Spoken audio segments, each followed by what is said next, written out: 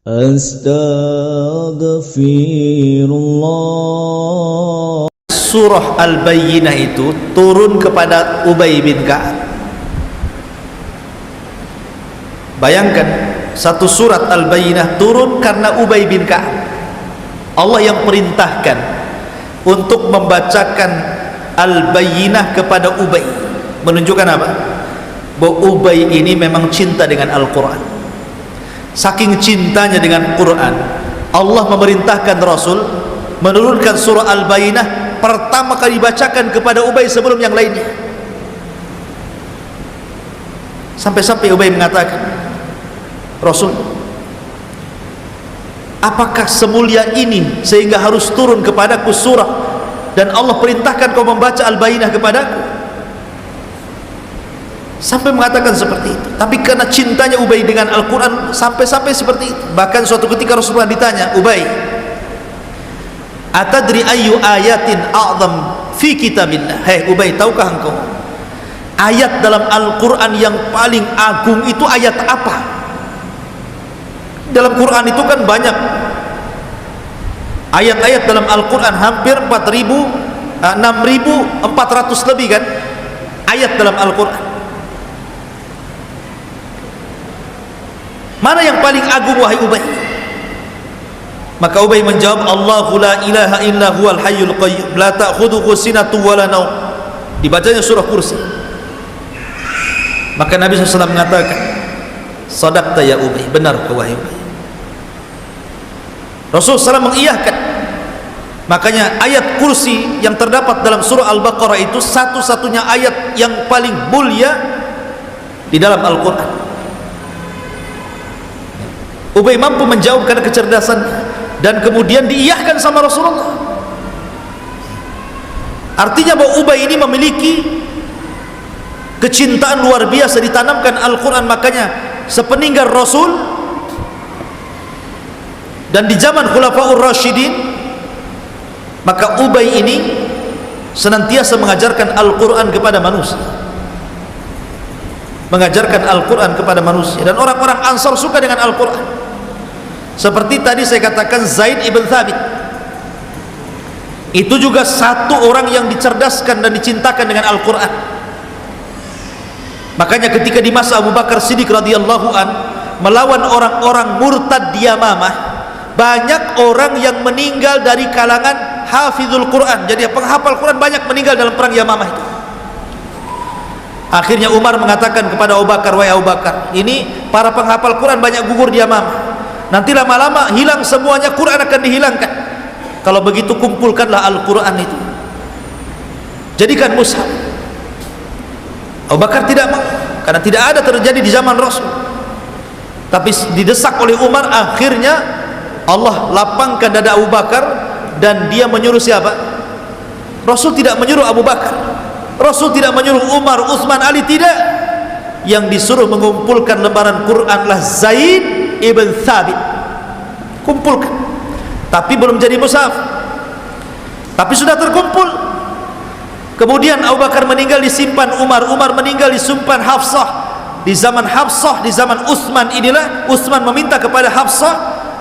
Kemudian kiroah yang syad, yang bertentangan, yang diperselisihkan, dibakar oleh Utsman. Kemudian kiroah yang disepakati, kemudian dijadikan mushaf yang kita kenal mushaf hari ini yang antum baca itu, mushaf Utsmani namanya, Utsman bin Affan. Tapi yang pertama mengumpulnya siapa? Zaid ibn Thabit.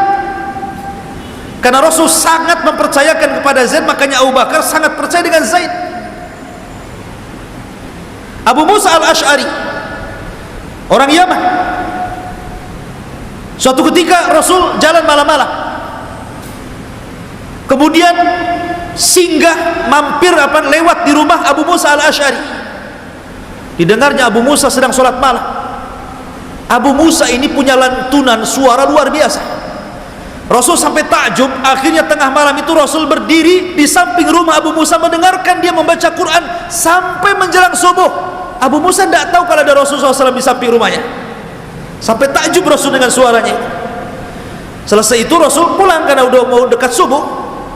Kemudian sholat subuh berjamaah. Setelah itu Rasul memanggil Abu Musa. Abu Musa, semalam aku dengar suaramu, indah sekali. Kata Abu Musa, coba Rasul, kalau aku tahu bahwa engkau ada di samping rumahku, ku indahkan lagi. Itu belum indah itu, akan ku indahkan lagi. Kemudian kata Rasul, ya Abu Musa, Allah telah memberikan kepadamu suara kamizmar min mazamiri ali Daud. Suaramu seperti suara Daud ketika melantunkan Zabur. Daud itu punya suara indah sekali. Saking indahnya kalau dia baca Zabur, datang burung. Dari mana-mana datang burung. Kemudian ikut bersiul, ingin ikut-ikut melanggamkan seperti Daud membaca Zabur.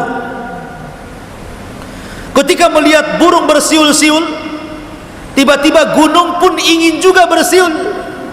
Dia minta izin kepada Allah, ya Rabb, izinkan aku bersiul sebagaimana burung-burung itu mengikuti langgamnya Zaburnya Daud. Kata Allah, silakan. Akhirnya burung pun bersiul. Siulnya gunung beda dengan siulnya burung. Bergegarlah gunung, babu-babu gitu kan. Akhirnya Daud pun bising lah. Gimana saya akan membaca Zabur sementara di sini suara burung, suara gunung? Macam mana Allah akan mendengar diriku? Maka turun malaikat Jibril, kemudian mengatakan, teruslah wahai Daud, kau baca Zabur itu. Kata Daud mengatakan, ya Jibril, bagaimana kau akan baca? Ini suara ramai di mana-mana. Bagaimana Allah akan mendengar suara Zaburku? Maka diambillah Daud, dimasukkan ke lubang mungkin semacam sumur ke dalam gitu ya, sampai di dasar bumi yang paling dalam itu. Kemudian Jibril mengambil sebelah batu. Kemudian batu itu dibelahnya, rupanya ada binatang, ada ulat dalam batu itu. Dan ulat itu sedang bertasbih. Kemudian kata Jibril, coba dengarkan ulat itu. Didengarkan di telinganya. Rupanya ulat itu sedang bertasbih memuji Allah Subhanahu wa taala. Kata Jibril, ulat di bawah dasar bumi saja bertasbih, Allah mendengar. Kau membaca Zabur di atas bumi, tentu Allah lebih mendengar. Makanya Allah mengatakan dalam Al-Quran, awwibi ma'ahu,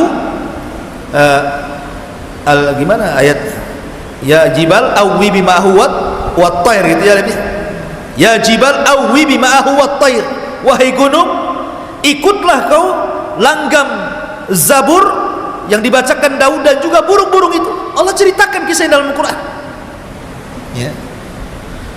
Tetapi di sini syahidnya bagaimana Allah mensejajarkan suara Abu Musa al-Ash'ari, seorang Yaman, seorang Ansar, dengan suaranya Zabur yang dibaca Daud gitu ya. Makanya kenapa kabilah Ash'ariyin itu di zaman Rasul, kabilah yang khas dari Rasul itu kalau mengumpulkan pasukan, ada pasukan dari Muhajirin, ada Ansor aja dari kabilah ini, kabilah itu, daerah ini, daerah itu ya. Rasul tahu, oh di sana walaupun gelap-gelap nih, oh di sana ada orang-orang Ash'ariyun ngumpul. Kenapa? Karena kebiasaan orang-orang Ash'ariyun apabila berjihad dan istirahat di tengah malam, maka mereka akan sholat tahajud dan akan melantunkan Al-Quran, dan mereka punya suara khas. Makanya Rasul tahu di mana orang-orang Ash'ariyun tidur saat berada di tengah-tengah pasukan. Sampai hafal, oh di sana orang-orang Ash'ariyun itu ya. Kenapa? Karena Rasul paham bagaimana suaranya, lantunan Quran itu. Begitulah orang-orang Ansar diberikan keistimewaan oleh Allah Subhanahu wa ta'ala.